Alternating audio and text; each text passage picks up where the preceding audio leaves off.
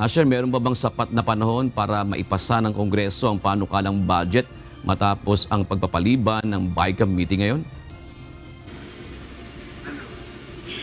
June, maihahabol pa sa ratifikasyon ng proposed 2026 national budget na target isagawa ng Kongreso sa susunod na Lunes, December 22. Ito ang tiniyak ni Senate Finance Committee Chairperson Sherwin Gatchalian matapos nga nitong i-anunsyo ang pagpapaliban ng Bicameral Conference Committee meeting ngayong araw.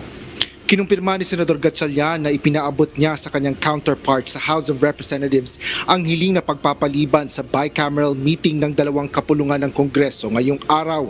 Ngayon, after the caucus, sabi namin, i-postpone muna yung BICAM today. I-postpone muna yung BICAM today para ma-resolve itong issue with the House and also with DPWH. Yes, postpone yung BICAM. Ngunit sa panayam kanina kay Gatchalian, sinabi nito na hinihintay pa niya ang sagot ni House Appropriations Chairperson at Nueva Ecija 1st District Representative Micaela Suwansing. Paliwanag ni Gatchalian, tila deadlock o hindi makausad ang Senado at Kamara sa pagresolba sa hiling ni DPWH Secretary Vince Dizon. Partikular ito sa pagbabalik ng 45 billion pesos na tinapyas ng Senado na budget ng DPWH mula sa mga overpriced projects. Hindi kami nagkamali dahil naggaling ho sa kanila yung computation. In-apply lang ho namin. In fact, pumunta pa dito ang mga representatives ng DPWH para makipag-coordinate sa amin. No? So, kaya kampante kape na yung application namin ay naaayon sa dokumento na ibinigay sa amin ng DPWH. Of course, ang opinion ng House, iba. No? Baka nga magkaroon ng problema sa implementation. Kami naman, ang opinion namin, galing yan sa DPWH, kaya tama yung application namin na pababain yung presyo ng materyales. Sinigundahan naman ni Senate President Pro Tempore Panfilo Lacson na galing kay Sec Dizon ang pagbabawas sa pondo ng ahensya dahil sa mga overpriced project. Kasi very emphatic si Secretary Vince Dizon, di ba? Nabawasan natin ng 25%, ang equivalent 53-54 billion. Tapos ngayon, merong haggling somewhere in between. Sabi ko, hindi po pwede. In the first place, mag-admit muna si Secretary Vince na nagkamali sila ng computation, which he has not done so far. At makiusap siya sa amin na kung pwedeng mag-reconsider kasi nga mali ang computation nila.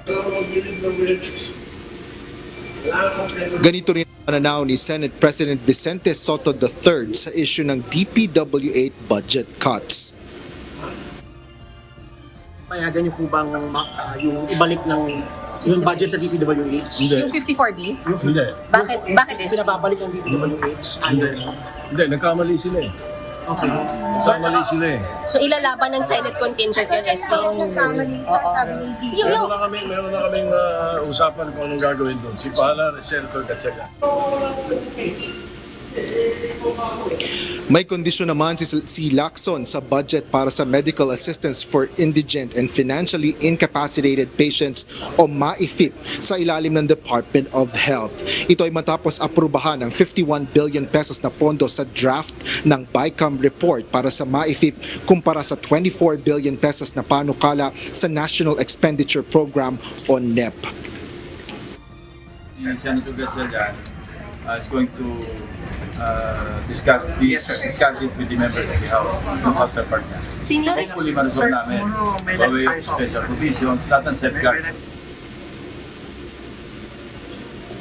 Ito rin ang hiling ni Senador Ping sa Farm to Market Road project sa ilalim ng Department of Agriculture kung saan tumaas ng 35 billion pesos ang alokasyon mula sa 16 billion budget sa NEP at Senate version.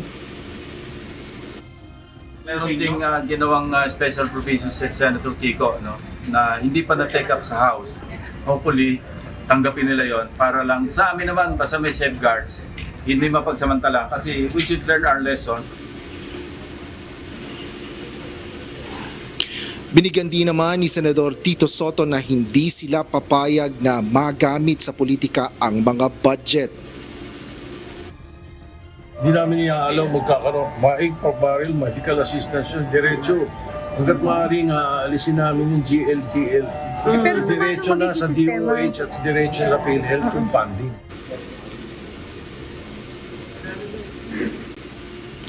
June, sa kabilangan ng hiling na postponement ni Senator Win Gatchalian sa pagsasagawa ng BICAM ngayong araw, ay nagpunta pa rin ang House panel sa Philippine International Convention Center o PICC, kung saan isinasagawa ang BICAM meeting para sa 2026 national budget.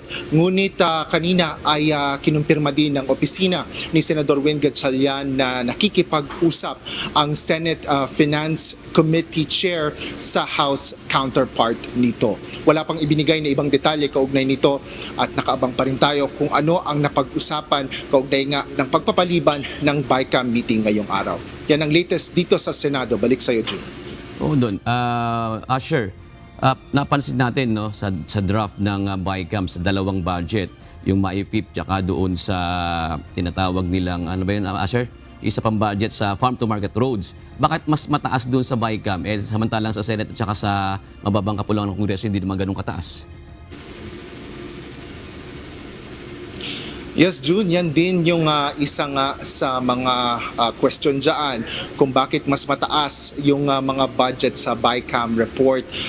Gayong hindi naman yan yung mga o mas mababa dyan yung parehong bersyon ng Senado at Kongreso. Ngunit itong mga numero na ito, June, ay mga draft pa lang at maaari pa rin magbago ito at hinihintay natin kung ano yung magiging pinal na numero na ibibigay o kanilang i-aproba sa BICAM meeting na isinasagawa nga ng dalawang kapulungan ng Kongreso, June. Ganda siguro malaman sino yung nagdadagdag nun di ba, Asher?